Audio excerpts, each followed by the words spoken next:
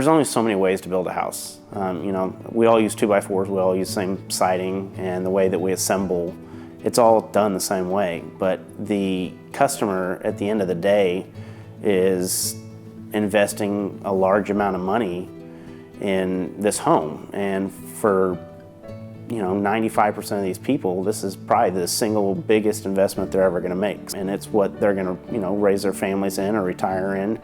And so we try to treat it with the mentality that, they've trusted us with, what could be their life savings. So we treat it like that. I enjoy building, I love building, but it's the details of putting a home together and making sure that, if it doesn't look right to me, at some point a homeowner's gonna notice it.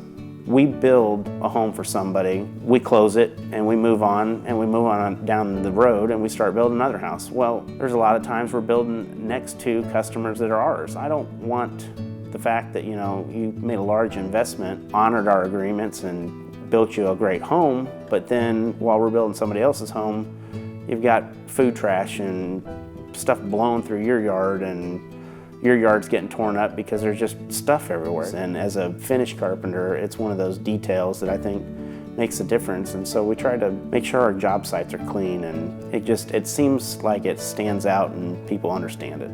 So as we get close to closing, that final couple weeks before they take ownership, the house starts getting locked down to subs and people that are allowed to come through the house. And we weren't sure what that meant, but what it was is a week before we closed, the house was finished and they wouldn't let anybody in but us. So that's when Brian and Joe just spent a lot of time in here and kind of went through the house. And when we moved in, one of the first things we noticed were the details.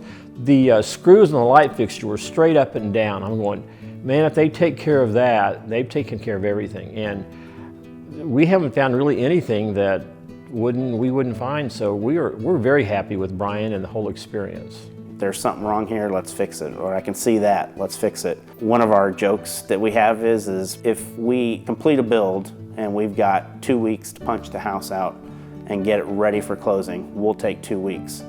If we finished a house and our closing was 6 weeks away, we'd take 6 weeks to punch the house out. If I had 6 months to punch the house out, I'd take 6 months to punch the house out. It's one of those things as being finished carpenters. Every day that you walk through it, we find something else. It might be something that doesn't bother anybody else, but it bothers us, and at the end of the day, if I'm not happy with it, I don't expect somebody else to be. We try to make people happy, and building a house is a very stressful process. I've done it for myself, and I feel for what my customers go through. From the box over my bar that I asked Brian to put in, and he said, absolutely, we'll get that done for you, to the barn door in our bedroom, everything was done impeccably. And one of those things that we kind of do is just try to get a relationship where, we can joke about things and talk about life and how my kids are, their families are, and keep up to date with, what's going on with them.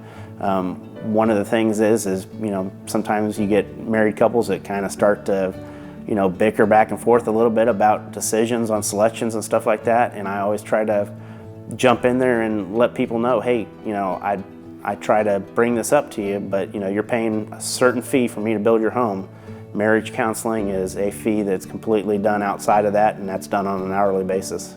So just based on the experience alone, I think Brian did a great job. It's kind of like, I know we weren't his only customers, but we kind of felt like it, that with the attention that we got.